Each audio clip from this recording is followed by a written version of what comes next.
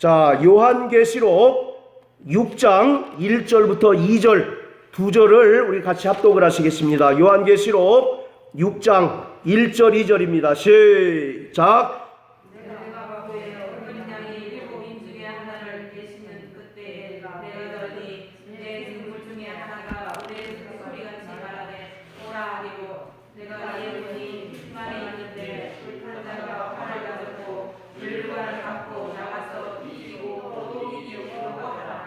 아멘.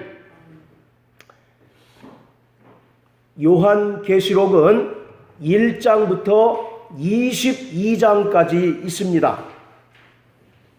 22장까지 있는데 우리가 이 22장을 중요한 테마, 중요한 주제별로 구분해 볼 필요가 있겠습니다. 왜냐하면 전체적인 구도를 알고 계시록을 읽으면 또 우리가 대하면 한결 이해하기가 쉬운데 전체적인 구도를 알지 못하는 채로 오늘 본문만 우리가 이 본문을 알려고 한다면 그 요한계시록에서 길을 잃어버리는 경우가 생겨요.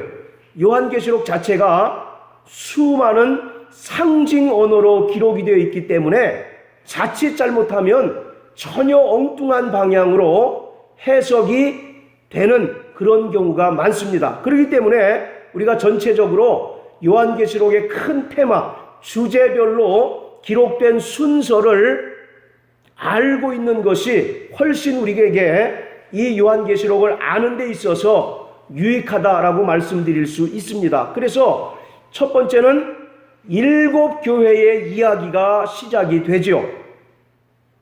그리고 두 번째는 7인의 재앙 이야기가 이어집니다. 그리고 세 번째는 7 나팔의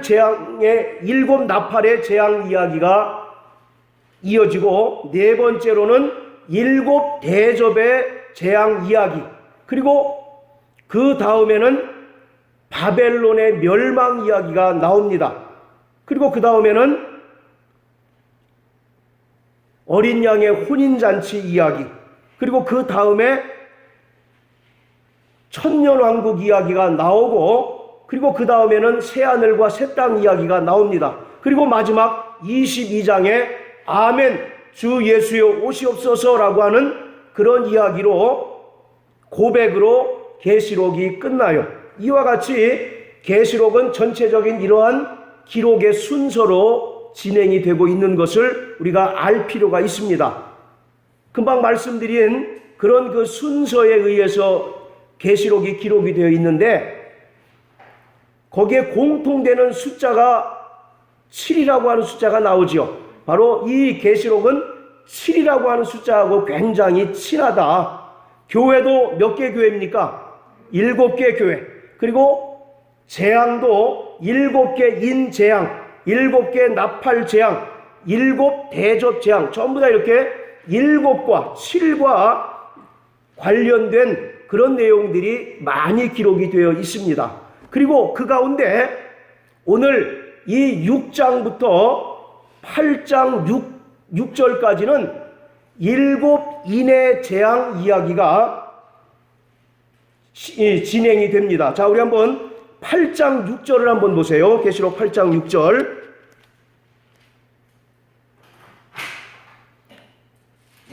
자, 계시록 8장 6절 다 같이 한번 읽습니다. 시작. 7 나팔 가진 7 천사가 나팔 불기를 예비하더라. 8장 5절로 7인의 재앙이 이제 끝납니다. 그리고 7째 인을 뗄 때에 7 나팔 재앙의 이야기가 이제 시작되는 것을 알 수가 있어요. 자, 이처럼 6장부터 8장 6절까지는 7인 재앙이 이제 시작이 되는데 이 7인 재앙이라고 하는 것은 예수의 재림 전에 반드시 있어야 할 징조들을 설명하고 있는 것입니다. 이 여러 가지 재앙들은 4장 1절에 언급된 것처럼 마땅히 될 일이라고 표현한 것처럼 반드시 마땅히 될 일들이 본격적으로 시작이 되는 것을 우리가 볼 수가 있어요. 그리고 우리가 주의해야 할 것은 이 7개의 재앙들이 역사적이고 그리고 시간적인 순서로 배열된 사건이 아니다라고 하는 것을 우리가 알아야 됩니다. 이것이 하나의 시간적인 순서에 의해서 진행된다라고 보지 않는다라고 하는 겁니다. 바로 이 7개의 인재앙들은 점진적이고 반복적이고 그리고 점층적인 기법으로 종말에 있게 될 그 재앙들을 기록하고 있는 것이 7인 재앙인 것이에요. 그러니까 요한계시록에만 나오는 그런 이야기가 아니라 이미 창세기부터 시작해서 성경에 무수히 많은 하나님의 진노와 심판들의 내용들이 나오는데 그것들이 점점 반복되고 또 그 재앙들이 점점 확대되고 그 재앙의 강도들이 점점 세진다라고 이렇게 생각하시면 되는 겁니다. 가령 예를 들어서 겨울에 눈이 오면 눈을 뭉칠 때 한번 생각해 보세요. 처음에는 주먹만한 눈을 가지고 있다가 그걸 점점 뭉치게 되면 그게 큰 눈사람을 만들 수 있는 것처럼 이 7개 인재앙이라고 하는 것이 계시록에만 나타난 그런 사건이 아니라 이미 창세기로부터 시작해서 무수히 많은 하나님의 심판과 진노들이 점점 반복되어지는 가운데 그 재앙의 강도가 점점 커진 것이다라고 이렇게 이해를 해야 우리가 계시록을 제대로 알 수가 있는 겁니다. 여러분들 창세기 19장에 보면 소돔과 고모라의 심판 이야기가 나오지 않습니까? 바로 거기도 불과 유황으로 하나님께서 멸망시키지 않습니까? 바로 그런 내용들이 성경에 무수히 많이 나와요. 그런 일들이 이 종말에 그 재앙의 강도가 확대되고 재앙의 강도가 더 강해졌다라고 이렇게 이해하셔야 되지, 바로 이 재앙들이 종말에만 있었던 또 종말에만 일어날 그런 사건으로 이해하게 되면 상당한 무리가 있다라고 하는 것입니다.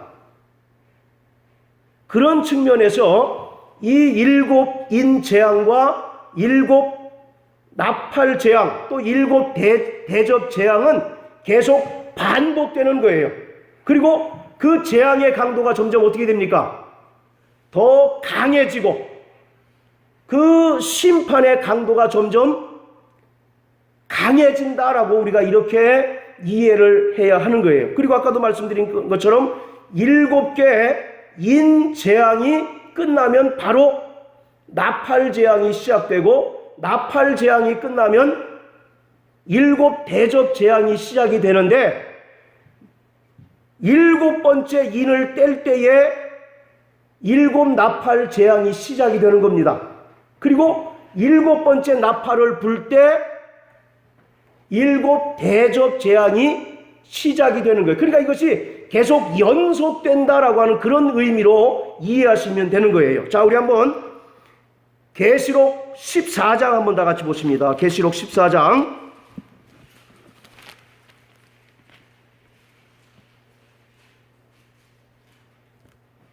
자, 20절부터 15장 1절, 우리 두 절을 한번 읽습니다. 계시록 14장 20절부터 15장 1절. 자, 다 같이 시작. 성 밖에서 그 틀이 나타나니 틀에서 피가 나서 말 노래까지 닿았고 1,600 스타디온에 퍼져나가다. 또한 하늘에 크고 이상한 다른 이적을 보내 7 천사가 7 재앙을 가졌으니 곧 마지막 재앙이라. 하나님의 진노가 이것으로 마치리로다. 예, 자, 7번째 인을 딱 뗄 때에 7 나팔 재앙이 시작이 돼요.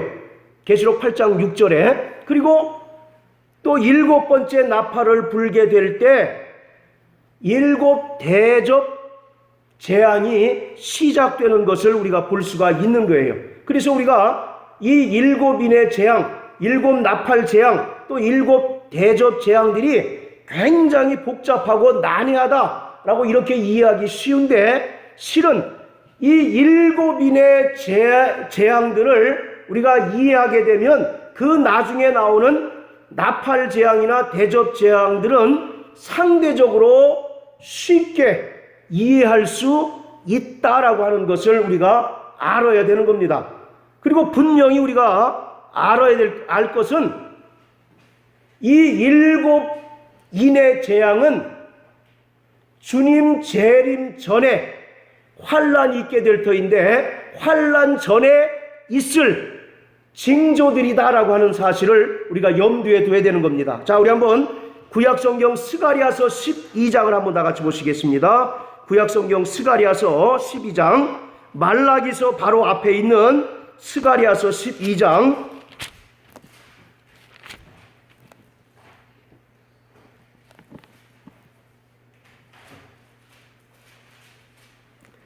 자, 10절부터 12절까지 다 같이 읽습니다. 시작. 내가 다윗의 집과 예루살렘 거민에게 은총과 간구하는 심령을 부어주리니 그들이 그 찌른 그를 바라보고 그를 위하여 애통하기를 독자를 위하여 애통하듯 하며 그를 위하여 통곡하기를 장자를 위하여 통곡하듯 하리로다. 그 날에 예루살렘에 큰 애통이 있으리니 무기또 골짜기 하다드림몬에 있는 애통과 같을 것이라. 온 땅 각 족속이 따로 애통하되 다윗의 족속이 따로하고 그 아내들이 따로하며 나단의 족속이 따로하고 그 아내들이 따로하며. 자, 이 말은 이스라엘이 멸망하기 전에 큰 애통과 애곡하는 일이 있게 될 것이다 라고 이렇게 이야기를 하고 있는 거예요. 그러니까 바로 이스라엘이 멸망하기 전에 하나님께서 그 멸망의 징조로서 큰 애통과 애곡을 이스라엘에게 주실 것이다 라고 하는 이 스가랴에 바로 예언이 있는 것처럼, 그 7인의 재앙이라고 하는 것은 예수님께서 재림 직전에 큰 환란이 있게 될 터인데, 그 환란 전에 있게 되는 징조들을 말씀하고 있다라고 하는 얘기입니다. 자, 또 마태복음 24장 한번 다 같이 보시겠습니다. 마태복음 24장. 이 마태복음 24장은 일명 종말장이라고 이렇게 별명이 붙어 있습니다. 자, 마태복음 24장 29절부터 31절까지 다 같이 읽습니다. 시작. 그날 환란 후에 즉시 해가 어두워지며 달이 빛을 내지 아니하며 별들이 하늘에서 떨어지며 하늘의 권능들이 흔들리리라. 그때에 인자의 징조가 하늘에서 보이겠고 그때에 땅의 모든 족속들이 통곡하며 그들이 인자가 구름을 타고 능력과 큰 영광으로 오는 것을 보리라. 저가 큰 나팔 소리와 함께 천사들을 보내리니 저희가 그 택하신 자들을 하늘 이 끝에서 저 끝까지 사방으로 모으리라. 예, 바로 이와 같이 환란이 있기 전에 반드시 뭐가 있어야 된다는 얘기입니까? 예, 인자의 징조가 있을 것이다 라고 이렇게 이야기를 하고 있어요. 그래서 그 앞에 보면 처처의 기근이 일어나고 지진이 있고 또 민족과 민족이 서로 전쟁하고 다툰다라고 하는 그런 이야기들이 있는 것처럼, 오늘 7인의 재앙이라고 하는 것은 본격적인 환란이 있기 전에 이 세상에 나타날 인자의 징조, 그 징조들을 설명하고 있는 것이 7인의 재앙이다 라고 하는 사실을 우리가 염두에 둬야 하는 것입니다. 여러분들 한번 뉴스나 그런 그 매체를 통해서 여러분들 보시잖아요. 점점 그런 그 빈도수가 어떻게 됩니까? 점점 더 많이 일어나잖아요. 그런데 옛날에는 그런 일이 전혀 없었겠습니까? 예를 들어서 무슨 인도네시아에 쓰나미가 일어난다든지 또 무슨 지진이 크게 일어난다든지 요 근래에만 일어나는 현상이냐고요. 과거에도 우리가 알지 못하는 그때에도 그러한 엄청난 일들이 있어서 많은 사람들이 이제 그 죽음을 당하고 또 지진으로 인해서 엄청난 피해를 당했다고요. 자, 이와 같이 인자의 징조, 그러니까 요즘에만 있었던 그런 일들로 이렇게 사람들이 오해하고 착각하기 쉬운데, 아까도 말씀드렸던 것처럼 이 7인의 재앙이라고 하는 것은 과거로부터 있어 왔던 이런 일들이 어떻게 보면 종합적으로 이제 일어나고, 그리고 빈도수도 더 많고 또 그 재난의 강도가 점점 세지는 것이다라고 이렇게 우리가 이해해야 한다라고 하는 겁니다. 그래서 오늘 우리 그리스도인들에게는 이렇게 점점 이 세상에 임하는 재앙과 그 징조들이 점점 강하게 나타날 때 우리는 무엇을 깨달아야 되느냐 하면 하나님의 나라가 정말로 가까웠음을 알아야 한다라고 하는 겁니다. 그리고 자기 자신의 신앙생활을 다시 한번 점검하고 돌이켜볼 수 있는 그런 계기로 삼아야 된다라고 하는 겁니다. 이 기근이나 지진이나 또는 각종 자연 재난이나 재해들이 계시록에만 언급된 것이 아니고 이러한 그 재난들을 통해서 우리는 무엇을 깨달아야 되느냐 하면 성경에 기록된 그 역사들이 한치의 오차도 없이 정확하게 진행되고 있다라고 하는 사실을 깨달아야 되는 거예요. 그리고 하나님께서 말씀하셨던 것처럼 결국 그 마지막 때에 가면 이 모든 만물이 급격하게 하나님의 심판과 저주 속으로 빨려 들어간다라고 하는 사실을 우리가 깨달아야만 되는 겁니다. 그러니까 반응하는 속도가 점점 빨라지겠습니까? 느려지겠습니까? 점점 빨라지는 거예요. 그것은 상대적으로 뭘 얘기하느냐? 주님께서 오시는 그 재림의 속도도 점점 다가오고 있다라고 하는 사실을 우리가 알아야 된다라고 하는 겁니다. 그래서 이 세상에 일어나는 각종 재난이나 재앙들을 우리 그리스도인의 시각에서 어떻게 봐야 하느냐? 그것은 두 가지 측면으로 우리가 이해해야 된다는 겁니다. 첫 번째, 믿지 않는 자들에게는 엄중한 경고의 메시지라고 하는 겁니다. 그리고 우리 믿는 자들에게는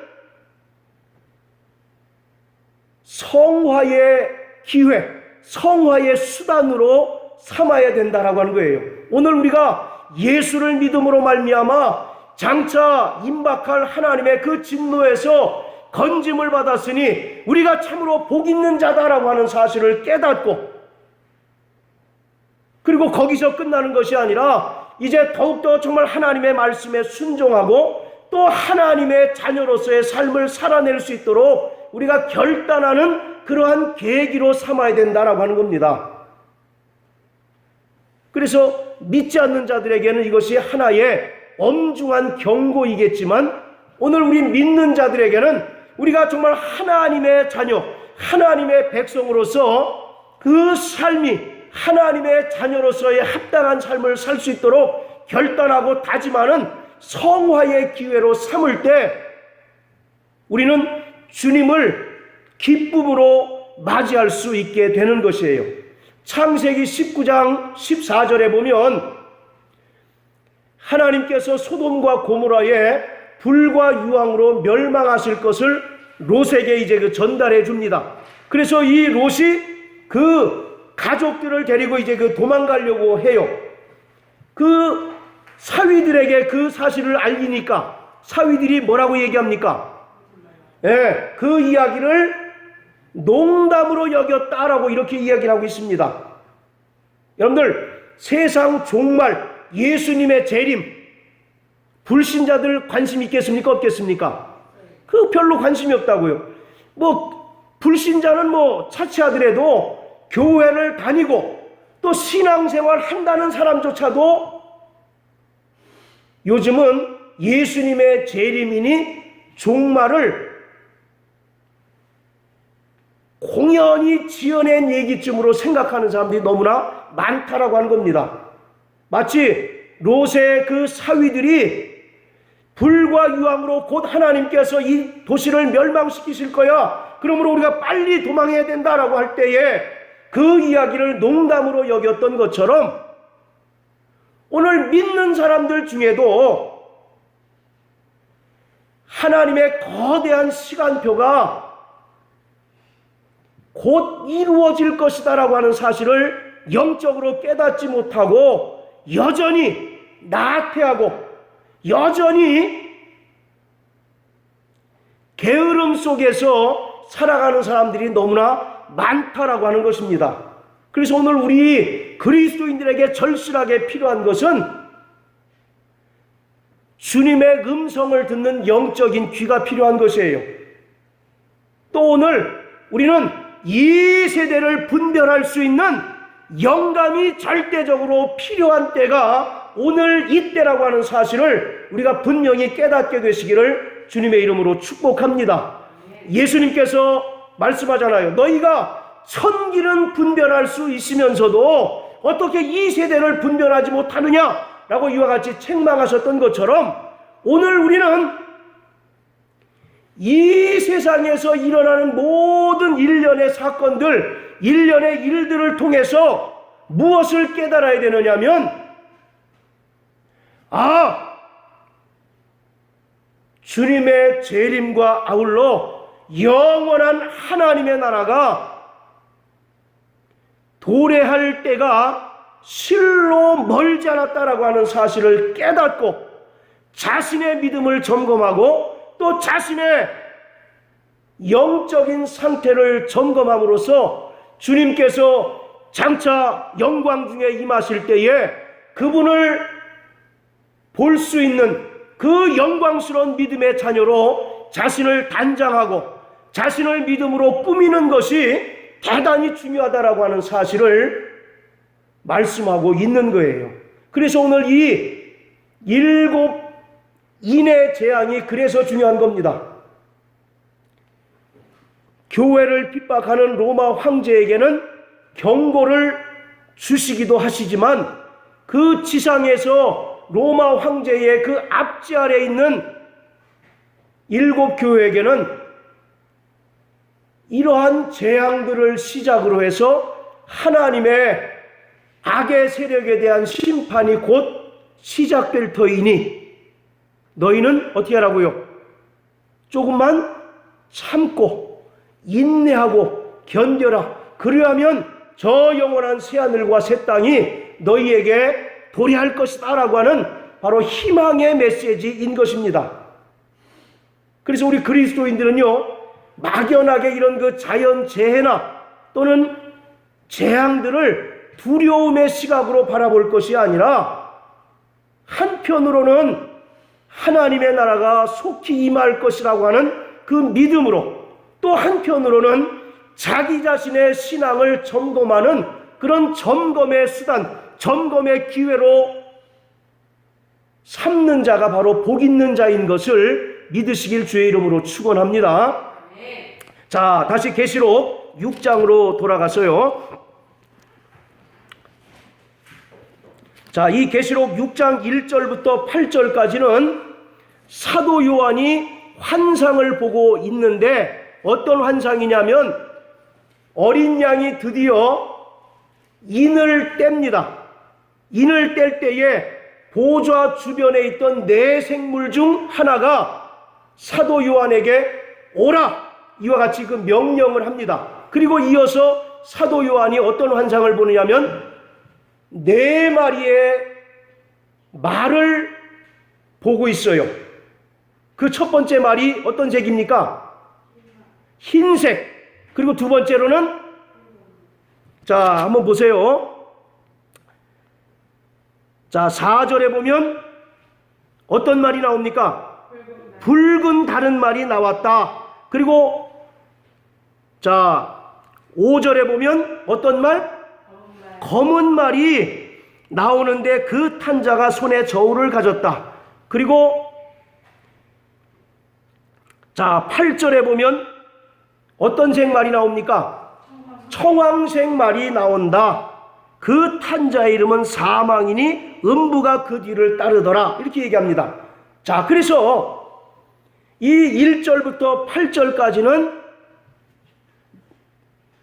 내 생물의 음성을 듣고 오라 하는 그 음성을 듣고 사도 요한이 이제 환상을 보는데 네 마리의 말이 보이고, 그리고 그 말 위에 탄자들이 이제 바로 있는 것을 볼 수가 있는 것이에요. 자, 우리 한번 2절을 한번 다 같이 한번 읽어보십니다. 2절, 6장 2절 시작. 내가 이에 보니 흰 말이 있는데 그 탄자가 활을 잡고 면류관을 받고 나가서 이기고 또 이기고 또 하더라. 예, 사도 요한이 이제 첫 번째 말을 보는데 그 말이 흰 말이 있는데 그 탄자가 뭘 가졌습니까? 그 탄자가 활을 가졌고 또 면류관을 받고 나가서 이기고 또 이기려고 하더라. 이렇게 얘기합니다. 자, 여기서 중요한 것은 이 흰 말을 탄 자가 과연 누구냐? 흰 말을 탄 자의 정체가 누구냐라고 하는 것이 오늘 해석의 키포인트예요. 이 흰 말을 탄 자가 누구겠습니까? 1번 예수님, 2번 적그리스도.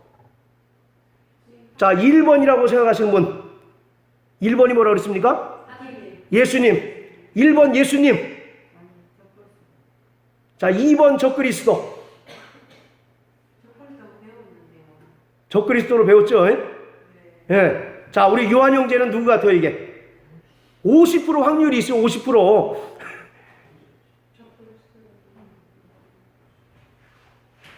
이게 이제 굉장히 해석상의 논란이 큰 내용이 바로 이제 2절의 내용입니다. 이 흰 말을 탄 자가 있는데 그 탄 자의 정체가 누구냐? 어떤 사람은 예수님이라고 하기도 하고 어떤 사람은 적그리스도다라고 이렇게 이야기를 합니다.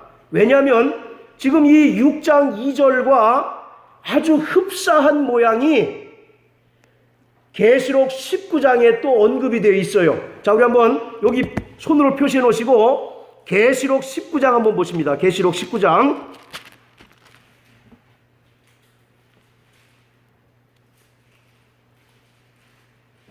자, 11절부터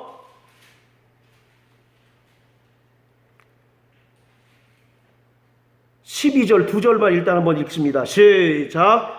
내가 이름이 것을 보라 뱀과 탄자가 있으니 그 이름은 중심과 진실이라. 그가 공의로 심판하며 싸우더라. 그 눈이 빛과 같고 그 머리에 많은 멸류관이 있고 또 이름 쓴 것이 하나가 있으니 자기 방패 안에 하는 것 같고. 자, 보세요. 이 사람이 이분이 어떤 말을 타고 있습니까? 지금 흰 말을 타고 있죠. 예, 그리고 그 머리에 뭐를 쓰고 있어요?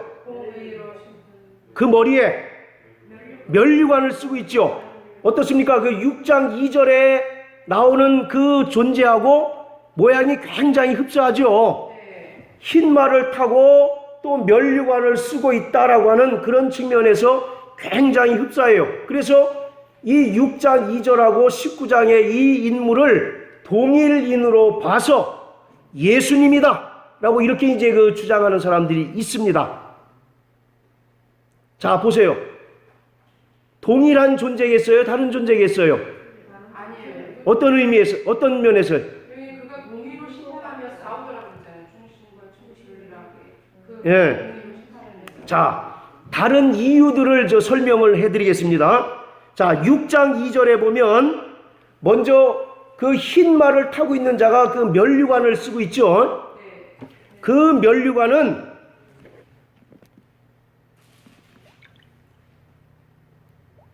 그 면류관은 스테파노스라고 하는 면류관이에요. 여러분들 사도행전 7장에 보면 스데반이 돌에 맞아 죽잖아요. 그 스데반의 이름이 스테파노스입니다. 그 뜻이 바로 면류관 그런 뜻이에요. 그런데 그 스데반이라고 하는 그 면류관의 뜻은 뭐냐면 당시에 올림픽이나 어떤 운동 경기에서 이긴 사람들에게 씌워주는 월계관을 스테파노스라고 이렇게 이야기합니다. 여러분들 그 베를린 올림픽에서 손기정 선수가 마라톤에서 우승을 하잖아요. 그 머리에 뭐를 쓰고 있습니까? 월계관 쓰고 있잖아요. 그게 바로 면류관 스테파노스예요. 스테파노스. 자, 그런데 이 계시록 19장에 나오는 19장 12절에 나오는 그 눈이 불꽃 같고 그 머리에 많은 면류관이 있다 할 때 이 면류관이라고 하는 것은 헬라어로 디아데마라고 이렇게 이야기합니다. 자, 따라하세요. 디아데마. 이 디아데마라고 하는 것이 임금이나 왕이 쓰는 면류관이에요. 아까 계시록 6장에 나오는 면류관은 운동 경기에서 승리한 자들에게 쓰게 하는 면류관인 반면에 계시록 19장에 나오는 이 면류관이라고 하는 것은 디아데마라고 하는 헬라어를 씀으로써 왕이나 황제가 쓰는 면류관을 의미합니다. 자, 그리고 두 번째, 이 6장에 나오는 흰 말을 탄 자가 무기를 갖고 있는데 그 무기가 뭡니까? 뭘 갖고 있어요? 활을 갖고 있죠. 활. 여러분들 그 성경에서 활이라고 하는 것은 주로 어떨 때 쓰느냐 하면 하나님의 백성이나 자녀들을 공격할 때 쓰는 무기가 바로 활이에요. 활. 에베소서 6장 16절에 보면 너희가 믿음의 방패를 가짐으로써 뭐를 소멸하라고 그럽니까? 악의 화전. 그래요, 안 그래요? 화전이 뭐예요? 화전이 불화살이 불화살. 그러니까 믿음의 방패를 가짐으로써 적들이 쏘는 불화살을 소멸하라 이렇게 얘기합니다.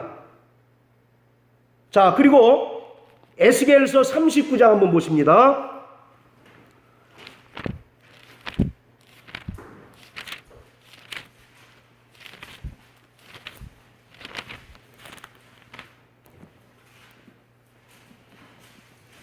자, 1절부터 3절까지 우리 요한 형제 한번 읽어주세요.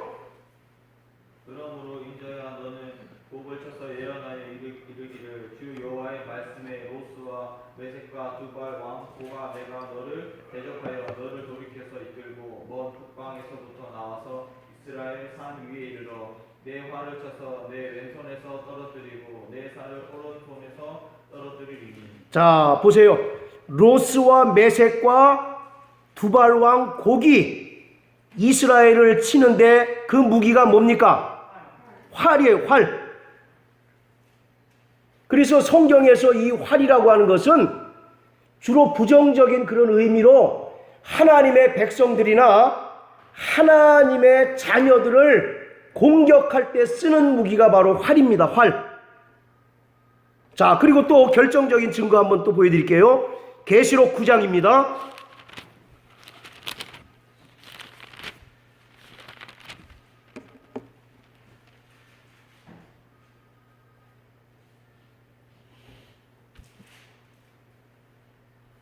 자, 계시록 9장.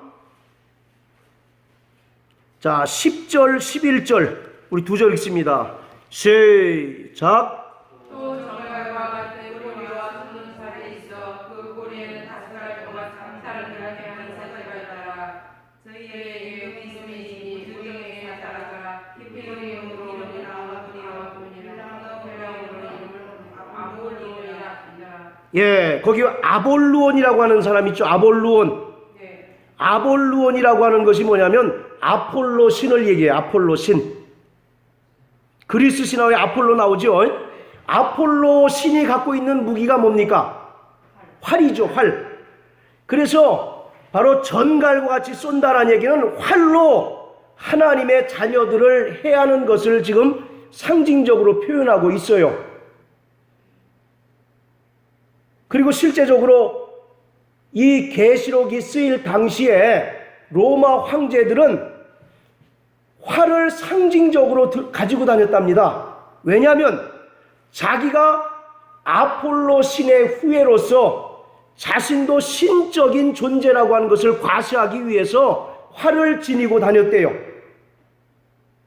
그래서 계시록 6장 2절에 보면 흰 말을 탄 자가 있는데 활을 가졌다라고 하는 것은 하나님의 자녀들을 공격하고 해하는 그러한 무기인 것을 증명하고 있습니다. 자, 그런 반면에 계시록 19장에 나오는 백마를 타신 분은 어떤 무기를 가지고 있습니까? 자, 다시 계시록 19장 한번 보세요. 계시록 19장.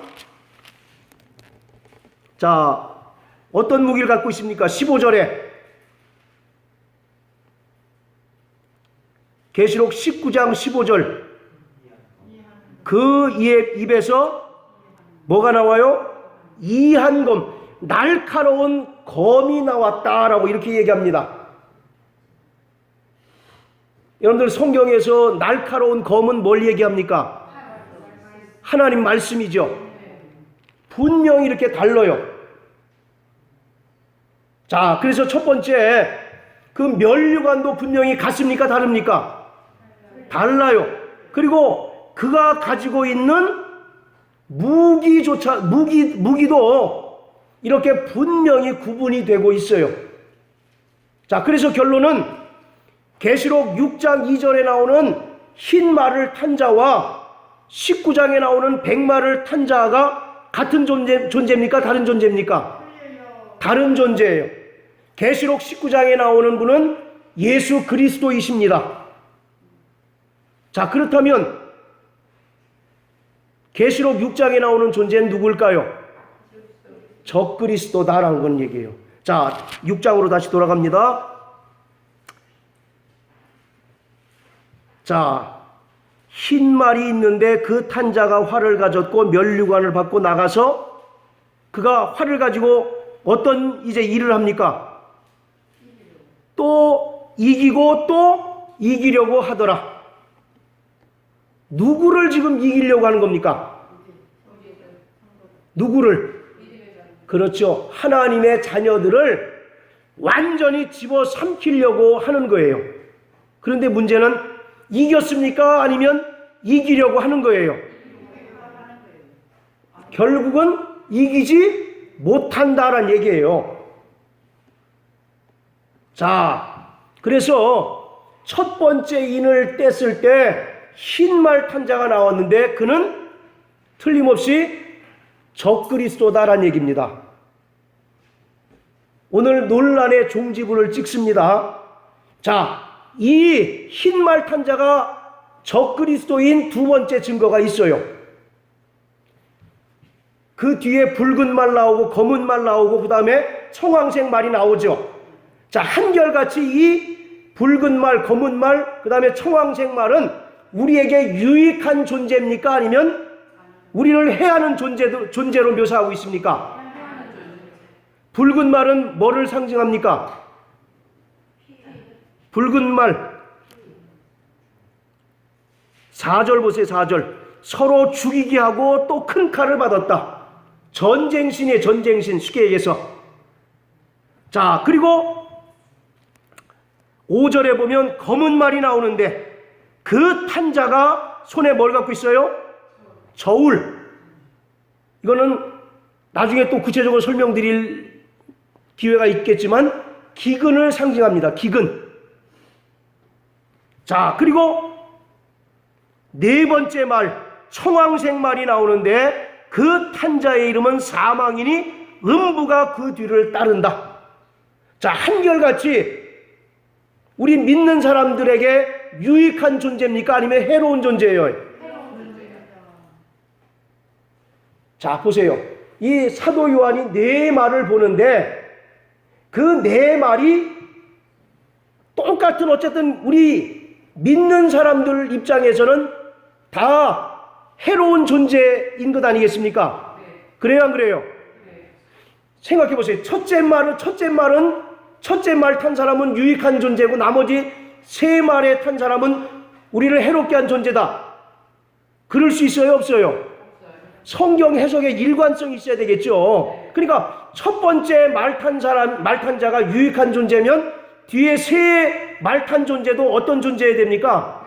유익한 존재여야 하잖아요. 그런데 역으로 그 뒤에 나오는 붉은 말, 검은 말, 청황색 말을 보는데 한결같이 교회를 잔해하고 또 믿는 사람들을 해롭게 하는 그런 존재 아니겠습니까?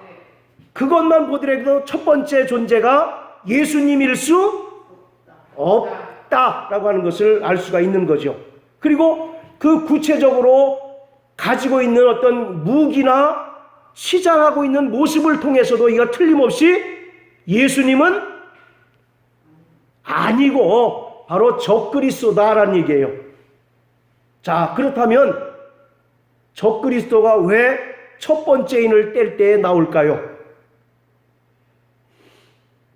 이 마지막 때에 가장 보편적으로 일어나는 현상은 진리와 비진리의 싸움이라는 겁니다.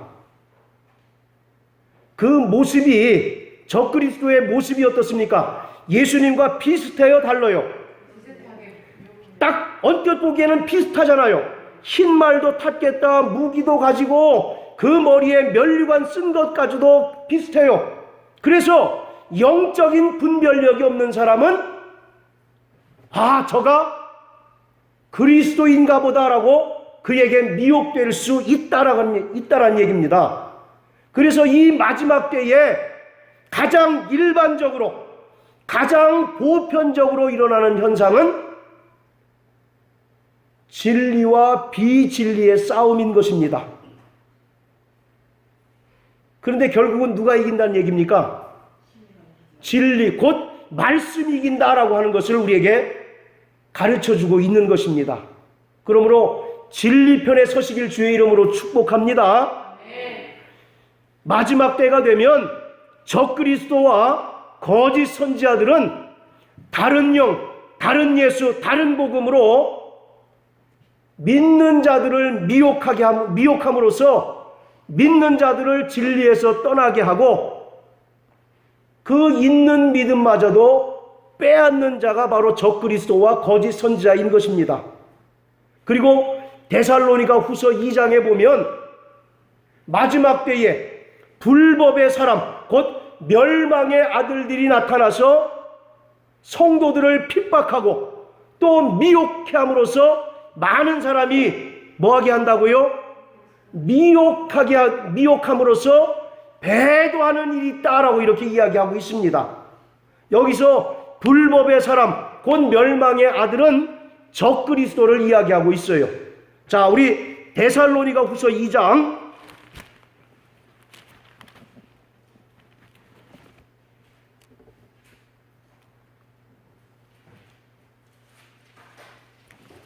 자, 1절부터 3절까지만 한번 읽습니다. 자, 다 같이 읽습니다. 시작. 형제들아, 우리가 너희에게 구하는 것은 우리 주 예수 그리스도의 강림하심과 우리가 그 앞에 모임에 관하여 혹 영으로나 혹 말로나 혹 우리에게서 받았다 하는 편지로나 주의 날이 이르렀다고 수히 동심하거나 두려워하거나 하지 아니할 그것이라. 누가 먼저 배도하는 일이 있고 저 불법의 사람 곧 멸망의 아들이 나타나기 전에는 이르지 아니하리라. 할렐루야. 자, 보세요. 예수님께서 재림하시기 전에 누가 나타나야 된다고요? 불법의 사람 멸망의 아들이 나타나서 많은 사람들을 미혹함으로써 믿음을 가지고 있었던 사람들이 믿음을 저버리는 배도하는 일이 있겠다라고 이렇게 이야기하고 있어요. 그래서 여기서 불법의 사람 곧 멸망의 아들이라고 하는 것이 바로 적그리스도입니다. 적그리스도. 안티크라이스트. 요새 뭐 인터넷에 안티 그런 말 하잖아요. 그 안티 원조가 바로 이 적그리스도입니다. 이 안티라고 하는 말은 두 가지 뜻을 가지고 있는데요. 첫째는 대적하다 그런 뜻이 있어요. 그리고 또 두 번째 뜻은 뭐냐면 자기가 그리스도의 자리에 앉는 것을 바로 안티라고 이야기합니다. 그래서 그 뒤에 보면 하나님의 성전에 올라서 자신을 자칭 하나님이다라고 하는 사람이 나온다고 얘기하지 않습니까? 바로 그게 바로 안티크라이스트, 적그리스도다라는 얘기예요. 그런데요, 성경은 이 적그리스도의 출현을 두 가지로 이야기하고 있어요. 첫째는 과거에도 있었고 현재에도 적그리스도가 있고, 그리고 앞으로 주님 재림 직전에 미래의 마지막 적그리스도가 나타날 것이다 라고 이렇게 얘기합니다. 과거나 현재에 나타난 적그리스도는 주로 복수를 씁니다. 여러분들 지금 적그리스도가 있어요 없어요? 적그리스도가 뭡니까? 우리 요한 형제, 적그리스도가 뭐 하는 사람이에요? 적그리스도가 뭘 방해를 해? 구체적으로 요한일서 4장 1절부터 3절에 말씀하잖아요. 형제들아, 영을 다 믿지 말고 그 영이 하나님께 속하였는가 시험하여 보라. 예수가 육체로 오신 것을 부인하는 자마다 다 적그리스도의 영이니 이미 그들이 있었다라고 이렇게 얘기하잖아요. 그러니까 과거에도 있었고 지금 현재에도 존재합니다. 그런데 이 데살로니가 후서 2장에 나오는 불법의 사람 멸망의 아들은 과거나 현재에 있었던 그러한 적그리스도보다는 예수님 재림 직전에 나타나서 막강한 권세로 성도들을 핍박하고 또 미혹하게 되는 어떤 존재를 이야기하고 있는 거예요. 그가 구체적으로 누구냐면 계시록 13장 한번 보십니다. 계시록 13장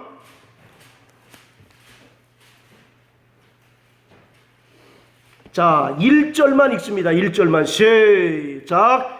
내가 보니 바다에서 한 짐승이 나오는데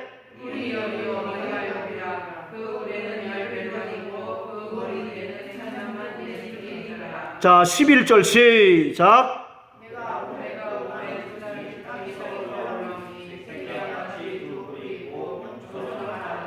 자 보세요. 사도 요한이 또 한 장을 보는데 바다에서 누가 올라옵니까? 짐승이 올라오죠. 짐승이. 그 짐승의 모양이 이러이러하더라 이렇게 설명하잖아요. 또 그리고 11절에 보면 이번에는 또 다른 짐승이 어디서 올라옵니까? 어디서? 땅에서 올라오는데 새끼양같이 두 뿔이 있고 용처럼 말하더라. 그러니까 이 13장에 나오는 두 짐승이 있어요. 두 짐승. 그래서 1절부터 10절까지는 바로 적그리스도에 대한 이야기입니다. 그래서 마지막 때에 출현해서 믿는 사람들을 핍박하고 죽이는 그런 역할하는 적그리스도가 있다라고 얘기하고 있어요. 그리고 11절부터 18절까지는 거짓 선지자입니다. 거짓 선지자. 자, 거짓 선지자의 모습을 보면 11절에 뭐라고 얘기합니까? 새끼양같이 두 뿔이 있고 용처럼 말하더라. 새끼양은 누구예요? 새끼양. 새끼양 그럼 누가 떠오릅니까? 예수지. 어린 양 예수. 죽임을 당하신 어린 양 예수. 그러니까 거짓 선지자는 누구의 모습을 띠고 있는 거예요? 예수님의 모습을 띠고 있고 예수님의 가르침과 비슷한 가르침을 하는 거예요. 여러분들 생각해 보세요. 지금 이단들이 성경 이야기 합니까? 안 합니까? 안 해요? 지금 이단들이 성경을 근거로 해서 자기네 주장을 피력하잖아요. 그래요, 안 그래요? 똑같은 성경이거든요. 그들 성경에는 뭐 다릅니까? 똑같은 말씀을 가지고 그들은 다르게 설명함으로써 성도들을 미혹한다고요. 그게 바로 뭐라고요? 거짓 선지자. 그래서 마지막 때에 적그리스도가 나타나서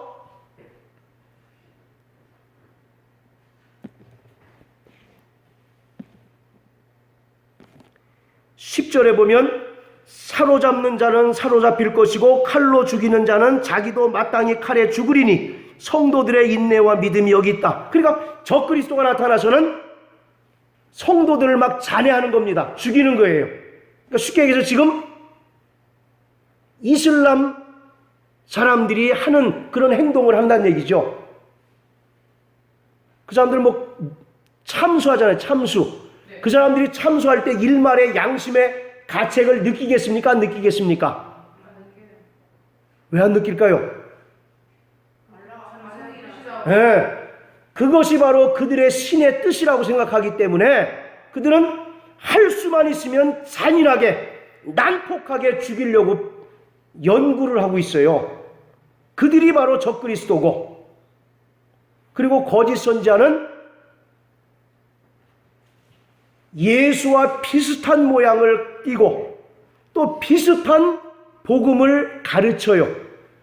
다른 영, 다른 예수, 다른 복음. 그러니까 요거 하나만 기억하시면 돼요. 여러분들, 하나님과 우리 인간 사이의 중보가 누구십니까? 예수잖아요. 구원의 길은 예수 아니겠습니까? 그런데 이단들은 장황하게 성경을 인용하고 설명하면서 중보자 예수 대신에 다른 존재를 몰래 껴넣어. 그걸 잘 분별해야 돼. 자, 여러분들께 묻습니다. 하나님과 우리 인간 사이의 중보자는 오직 한 분밖에 없지요. 그가 누구십니까? 예수. 그런데 이단들은, 또 거짓 선지자들은 그 예수 대신에 누구를 껴넣어요? 다른 인물이나 존재를 몰래 껴넣어. 그게 바로 거짓 선지자입니다. 비스무리하게. 그래서 말씀에 분명하게 서 있지 못한 사람들은 그게 그거고 이게 이거 아니냐. 저 사람들도 성경 얘기하고 교회에서도 성경 얘기하는데 똑같은 성경인데, 그러면서 이제 거기에 점점 물들기 시작하면서 나중에는 있는 믿음 탈탈 털리고 거기에 추종하는 그런 사람이 되고 마는 거예요. 이 마지막 때는 무슨 싸움이라고요? 진리와 비진리의 싸움이라는 겁니다. 자, 따라하세요. 나 영혼아, 말씀에 굳게 서자. 할렐루야. 아멘. 정말 이 악하고 폐역하고 음란한 세대에 자신의 영혼을, 또 자신의 가정과 또 우리 자녀들을 지킬 수 있는 유일한 방법은 우리가 진리에 굳건히 서는 방법 외에 다른 방법은 없습니다. 마태복음 13장에 보면 예수님께서 하셨던 비유 중에 가라지 비유 나오잖아요. 나와요, 안 나와요? 나온다고 하십시오. 자, 거기 보면 사람들이 잘 때에 그 원수가 몰래 와서 뿌렸다라고 얘기하잖아요. 여러분들, 이스라엘은, 또 율법은요, 씨를 여러 개를 섞어서 뿌리면 됩니까? 안 됩니까? 안 돼요. 안 돼요. 짐승도 이종교배는 철저하게 금합니다. 그리고 밭에도 한 가지 씨만 심겨야 되지, 다른 씨를 심는 것은 율법을 어기는 거예요. 그런데 원수가, 마귀가 와서 하나님의 말씀이 심긴 우리의 영혼에 몰래 다른 씨를 심고 갔다라고 이렇게 얘기합니다. 그 앞에 뭐라고 되어 있냐면 사람들이 잘 때에. 그럼 우리 안 자고 계속 눈 시뻘겋게 뜨고 있어야 되나요? 영혼이 잔단 말이에요. 네, 정말 우리가 성령으로 깨어있지 않으면 부지불식간에 다른 사람이 우리에게 이상한 씨를 뿌릴 수 있다라고 하는 얘기입니다. 그 가라지 그냥 뽑아버리면 그만 아닙니까? 근데 예수님은 뭐라고 말씀하세요? 뽑지 말아라. 그거 뽑다가 있는 것마저도 뽑을까 염려된다라고 말씀하잖아요. 오늘 정말 우리가 이 시간 깊이 생각해야 할 것은 내가 정말 진리에 서 있는 자인가? 내가 정말 말씀에 굳건히 서 있는 자인가? 그래서 내가 정말 말씀을 통해서 참과 거짓을 분별할 수 있는 능력이 있는가 여부를 우리가 점검해 보셔야 된다는 겁니다. 아주 비슷하고 어떻게 보면 진짜보다 더 진짜의 모습으로 이단들은 다가오지 않습니까? 여러분들 그 예를 들어서 신천지 같은데 하나님의 교회들 뭐를 홍보하는지 아십니까? 먼저 자기네들 가르침을 홍보하는 게 아니라 우리가 사회적으로 이렇게 봉사를 많이 해가지고 포상받은 거 이렇게 장황하게 설명을 해요. 그렇죠? 네. 그러면서 하는 얘기가 자기네들은 교회가 하지 못하는 일들 자기네들이 이름도 없이 빛도 없이 헌신한다. 이런 사람들이 나쁠 수 있겠느냐 이렇게 얘기한다니까요. 그 봉사 열심히 하면 저절로 구원됩니까? 정말 그 국무총리상 대통령상 받으면 저절로 진리의 사람 되는 거예요? 오늘 우리는 정말 어떻게 보면 우리 신앙생활은요 외줄타기와 같습니다. 우리가 정말 진리의 분명한 균형 위에 서 있지 않으면 언제고 우리도 떨어져서 낙마하고 떨어져서 죽을 수 있다라고 하는 사실을 염두에 두셔야 돼. 그래서 우리가 날마다 성령으로 기도하고 주님의 말씀에 굳건히 설 수 있는 우리 모든 반석교회 성도 되시기를 주님의 이름으로 축복합니다. 마지막 때는 무슨 싸움이라고요? 진리와 비진리의 싸움이에요. 근데 그 승패는 결국 누가 이긴다고 얘기합니까? 진리가 이긴다. 아무리 이기고 또 이기려고 적그리스도가 발버둥을 친다 할지라도 결국 우리는 진리 편에 있는 자가 승리할 수밖에 없다. 할렐루야. 요한복음 16장 33절에 너희가 세상에서 환난을 당하나 담대하라. 내가 세상을 이겼다라고 말씀하고 계십니다. 우리 시간 다 같이 기도하겠습니다. 이 시간 기도할 때 주여 내가 정말 진리의 바로 선자 될 수 있도록 도와주옵소서. 우리 이 신앙생활은 외줄타기와 같은 것이어서 우리가 자칫 말씀의 균형을 잃어버리거나 진리의 균형을 잃어버리면 떨어져서 낙마할 수밖에 없는